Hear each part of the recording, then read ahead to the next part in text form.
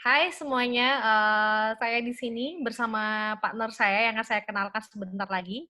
Kita akan bahas mengenai PHK tanpa gejolak yang akibat pandemi COVID-19, di mana PHK tanpa gejolak ini menyebabkan beberapa perusahaan dan pengusaha maupun pekerja mendapatkan beberapa kali pertanyaan kepada kami, sehingga kami punya inisiatif untuk menuliskan sebuah presentasi mengenai PHK tanpa gejolak ini. Oke, tidak lama saya kenalkan partner saya. Saya berpartner dengan The Kartika Associate Law Firm dengan Saur Siagian and Partners, bersama dengan Bunga Meisa Siagian, SHMSC. Dia ambil studinya dari Belanda. Begitu juga nanti dia akan memperkenalkan saya. Bunga. Ya, saya beruntung bisa bersama-sama dengan Rika saat ini untuk share kepada rekan-rekan semuanya. Nah, Rika Kartika Barus SH, MH, CCDC, dan kandidat LLM dari Inggris akan berbagi tentang hal-hal yang dia kuasai, terkhusus terkait dengan corporate, dengan ketenagakerjaan, dan kaitannya dengan apa yang akan kita bahas tentunya pada saat ini. Nah, mungkin selanjutnya kita nggak usah lama-lama, karena sudah cukup kenal, kita lanjut ke agenda kita. Kita mau ngapain sih? Jadi yang pertama nanti kita akan bahas tentang prinsip PHK tanpa gejolak. Nah, Ya. lalu kita mau tahu nih, kondisi apa yang membuat perusahaan sih bisa mem-PHK karyawannya. Dan kalau perusahaan tersebut tutup dengan kondisi yang ada, apa saja sih hak karyawan? Prosesnya Ya. seperti apa? Nah, masalahnya kalau misalnya di perusahaan yang memang tidak bisa mem-PHK karyawannya, apa yang harus dilakukan? Nah, mungkin kita mau mulai saja. Saya mau tanya dulu nih sama Rika. Rika, Yes. kira-kira gimana sih perusahaan-perusahaan hari-hari ini, khususnya yang sektor retail dan hotel, dan banyak sekali yang datang kepada Rika sepertinya yang mengeluhkan kondisinya terkait dengan pandemi COVID-19 ini dalam hal bagaimana menghadapi tenaga kerjanya. Gimana tuh, Rika? Oke, thank you Bunga. Hal yang perlu saya sampaikan bahwa akhir-akhir ini beberapa dari teman saya dari Apindo mengatakan bahwa COVID-19 ini berdampak sangat luar biasa buat usaha mereka, Mhm, terutama mengenai otomotif, retail, restoran maupun hotel, mhm. dan travel agent, wisata. Dan Oke. bayangkan, berbicara tentang hal tersebut, banyak sekali yang akan mem-PHK ribuan karyawannya, Hmm. terutama untuk sektor, pariwisata berupa hotel maupun restoran. Hmm. 2 hal ini yang menjadi, apa ya, kalau kita bilang pandemik untuk penyakit Covid, ini pandemik untuk PHK-nya gitu Nah, loh. betul sekali, betul sekali. Jadi itu yang menjadi masalah. Jadi, beberapa perusahaan company yang datang ke kita itu menyatakan bahwa dari Apindo menyatakan bahwa mereka, sangat sangat menyesal, sangat menyesal daripada harus tenggelam satu boat, karena Hmm. mereka harus melakukan hal tersebut. Tetapi kita di sini bahas bukan soal tentang PHK-nya, tapi bagaimana, kita bisa kasih tahu ke teman-teman PHK tanpa gejolak ini. Begitu, Bunga. Oh gitu ya. Jadi kalau PHK tanpa gejolak sendiri tuh maksudnya gimana tuh, Rika? Oke, prinsip-prinsip PHK tanpa gejolak itu harusnya prinsip-prinsip yang berdasarkan seperti kita lihat di slide. Mhm. Prinsip-prinsip itu kita bisa lakukan memenuhi semua peraturan perundang-undangan, peraturan perusahaan, kontrak kerja, dan perjanjian kerja bersama atau PKB. PP itu ketika bisa kita lihat di sana harus ada asas keterbukaan, Mhm. dan asas kejujuran sama komunikasi yang baik. 3 hal ini yang selalu saya katakan dengan para pihak pengusaha. Akhir-akhir ini datang beberapa pengusaha kepada saya meminta untuk melakukan hal-hal yang mungkin PHK, tetapi saya tidak setuju dari sisi saya, Mhm. karena lebih baik bahwa PHK tanpa gejolak lebih baik dibicarakan dulu dengan komunikasi. Nanti kita akan bahas hal komunikasi itu Mhm. sebelumnya. Mmm. Begitu Bunga. Jadi yang paling saya suka dari PHK tanpa gejolak adalah komunikasi itu sendiri. Bagaimana menurut Bunga dari asas Oke. ini? Ya, saya pikir setuju ya bahwa, yang paling utama memang 3 prinsip ini, terbuka, jujur, dan komunikasi yang baik antara perusahaan dengan pekerjanya. Mmm, yang perlu kita pahami juga memang kalau dalam PHK banyak kondisi-kondisi perusahaan bisa mem-PHK karyawannya. Salah satunya adalah kondisi di kalau di Undang-Undang Ketenagakerjaan pasal 164 tuh bilang dalam kondisi dia merugi yang berturut-turut selama 2 tahun atau dalam kondisi keadaan memaksa atau force majeure. Ya. Nah, saya Ya. pikir pandemi COVID ini juga bisa sih kita masukkan dalam kondisi force majeure karena kita tidak tahu apa yang dialami atau COVID ini tidak pernah kita bayangkan sebelumnya, dan atau efisiensi atau perampingan dalam struktur perusahaan, memang perusahaan butuh untuk meng-cut karyawannya gitu. Dalam kondisi seperti ini memang perusahaan bisa mem-PHK karyawannya. Memang setahu saya memang ada ketentuannya, begitu bukan Rika?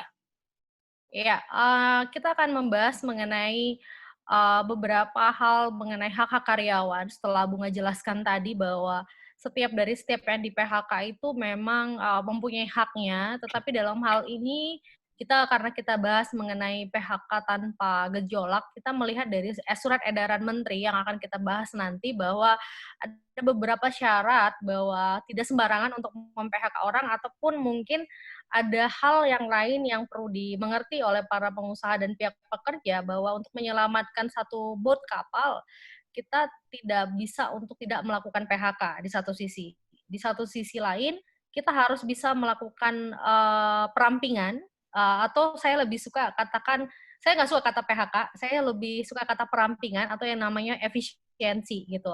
Nah, dari hak-hak karyawan ini teman-teman bisa melihat adanya force majeure di situ, tidak usah saya jelaskan bagaimana perusahaan membayar, ada kerugian perusahaan membayar berapa, efisiensi berapa membayar, silahkan dibuka di pasal 164 Undang-Undang 13 2003 dan kita bisa akses itu dimanapun dan teman-teman bisa mempelajarinya dan bisa mengerti akan hal tersebut. Begitu Bunga? Ya, Bunga? artinya berarti kalau PHK, kalau memang diambil keputusan untuk PHK mau tidak mau perusahaan harus membayar pesangon ya, sesuai dengan pasal Iya. 164 sesungguhnya kalau sesuai normatifnya. Begitu ya? Iya, apabila diatur di dalam peraturan perusahaan, baik Ya. perjanjian kerja ataupun hal-hal tersebut, apabila tidak diatur, ya mungkin banyak yang nanya, bagaimana kalau tidak diatur? Nah, Balik gimana lagi kalau tidak bahwa diatur tuh dalam peraturan perusahaan dan lain sebagainya, PKB-nya? balik lagi bahwa komunikasi yang baik, kesepakatan bersama. Balik lagi ke perjanjian 1365 gitu. Oke. Oke. Oke, dalam hal uang pisah nih, jadi kalau karyawan pun tadi misalnya dalam hubungan baik, komunikasi yang baik tentunya dalam hal karyawan mengerti bahwa perusahaan memang tidak bisa dilanjutkan dan karyawan memutuskan untuk mengundurkan diri, setidaknya perusahaan bisa memberikan uang pisah sesuai dengan pasal 162 ayat 2 Undang-Undang 13 2003.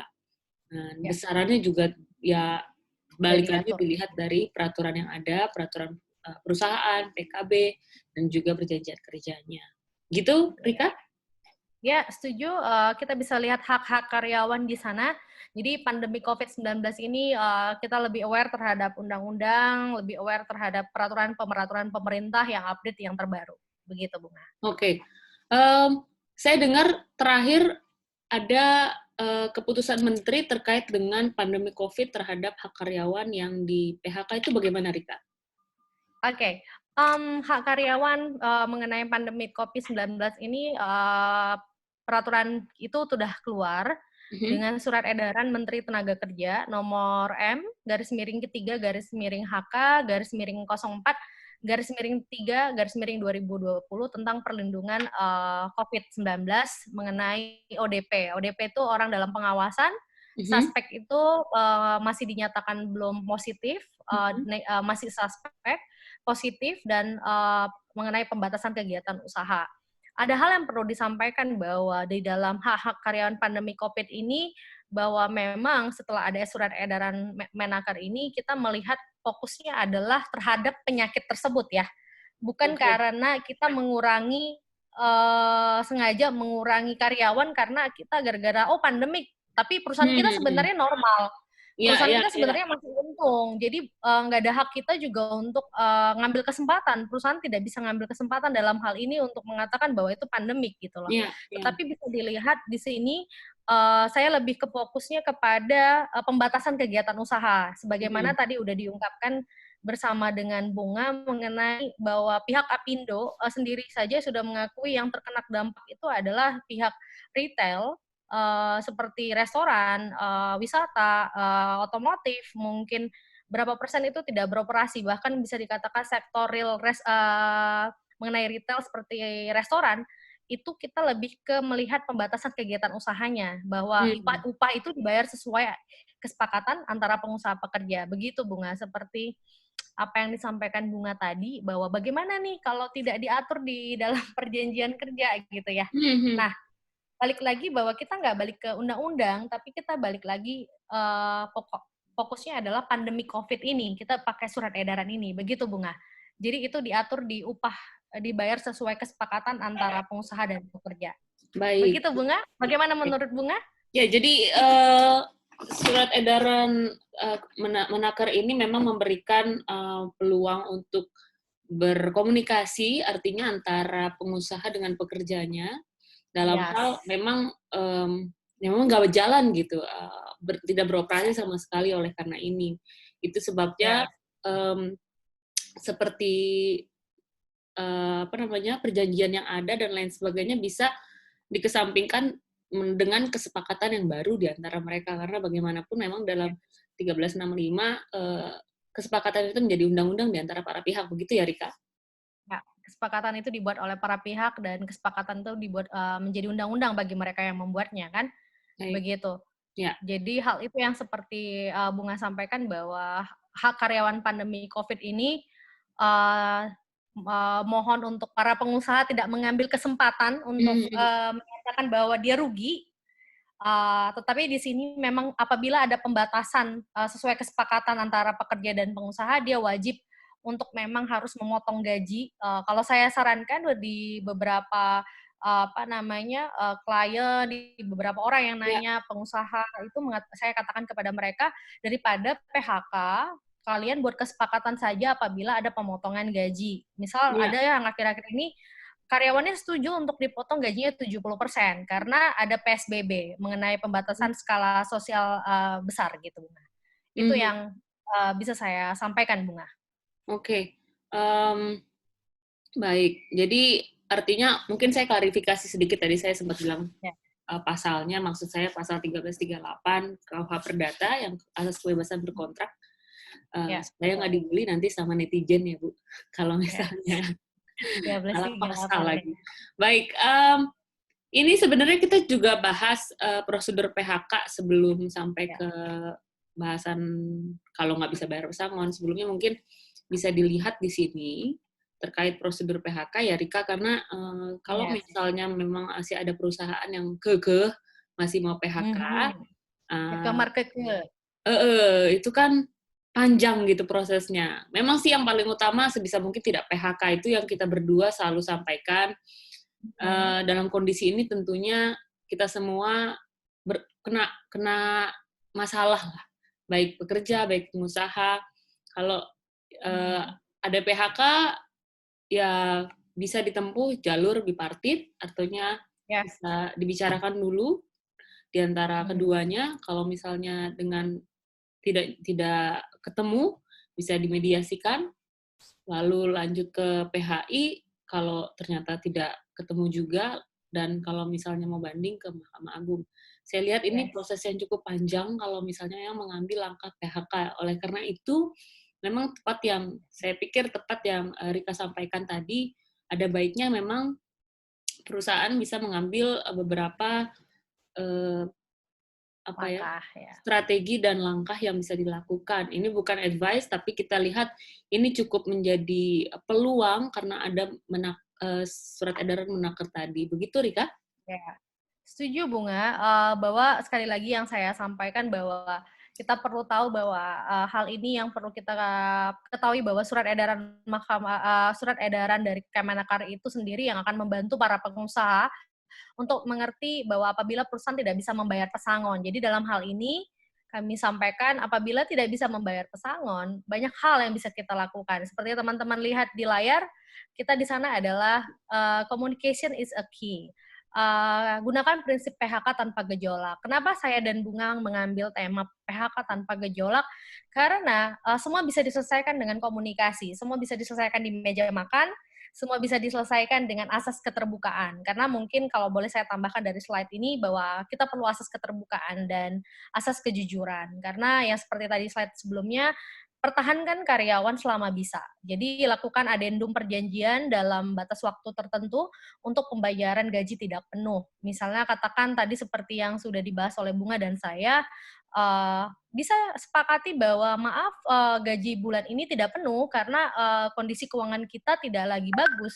Nah, itu bisa dilakukan sehingga hal tersebut tidak melukai keduanya, dan artinya kapal masih bisa dijalankan, kapal perahu masih bisa dijalankan lebih jauh ke depannya.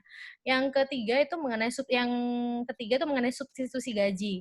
Kata-kata substitusi gaji ini saya suka, kenapa?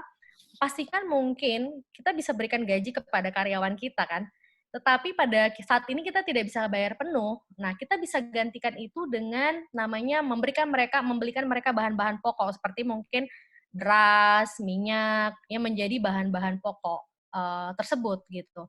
Nah, yang kemudian saya suka kata-kata hindari yang namanya loose, tetapi utamakan tentang win-win solution. Yes. Nah, artinya kalau memang win-win solution tidak dapat dilakukan lagi, ya mau tidak mau mungkin itu adalah pilihan terakhir, di mana setiap perusahaan karena sudah ada peraturan perusahaan, udah ada perjanjian kerja, karena saya banyak melihat bahwa banyak perjanjian kerja yang di cut off dari beberapa perusahaan, sehingga mereka ada yang di cut off di tengah jalan, sehingga itu yang namanya bisa menjadi perselisihan kepentingan atau hak.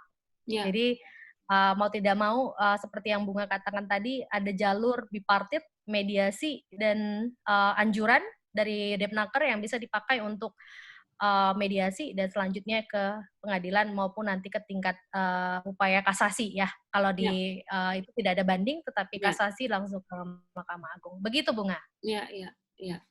Ya, jadi saya pikir saya bisa simpulkan ya, Rika, dari diskusi kita bahwa PHK tanpa gejolak adalah PHK yang dilakukan dengan memenuhi semua persyaratan dan ketentuan dalam undang-undang, juga turunannya, peraturan-peraturan di bawahnya, terkait dan juga kebijakan-kebijakan yang ada seperti tadi, SE atau SK Menaker, serta dilandaskan kepada asas keterbukaan, kejujuran, dan komunikasi yang baik. Iya. Karena saya kira setiap pegawai yang mau dilakukan melakukan PHK ataupun pengurangan, selama kita sebagai pengusaha itu terbuka, selama kita sebagai pengusaha itu jujur, selama kita punya komunikasi yang baik, saya rasa tidak susah untuk bisa mengatakan kepada mereka bahwa kita lagi di musim yang sangat-sangat menyedihkan ini karena kita semua terbatas, dan saya percaya bahwa badai pasti berlalu, dan saya percaya ketika teman-teman pun di PHK atau segala macam, tidak tutup kemungkinan besar bahwa Tuhan nggak tidur untuk bisa mendapatkan pekerjaan kembali, begitu Bunga. Baik. Jadi itu yang bisa kita sampaikan di sini Bunga. That's it. Terima kasih rekan-rekan semua sudah mendengarkan sharing kita, sharing ilmu, sharing pengalaman. Kita harap ini berguna untuk rekan-rekan semuanya dan bermanfaat bagi orang lain juga. Silakan share, silakan like dan subscribe di channel kita. Oke, sampai jumpa di video selanjutnya dan collab selanjutnya. Thank you, Rika. Bye. Thank you, Bunga. Stay safe and keep healthy. Bye-bye. Yeah, you too. Bye.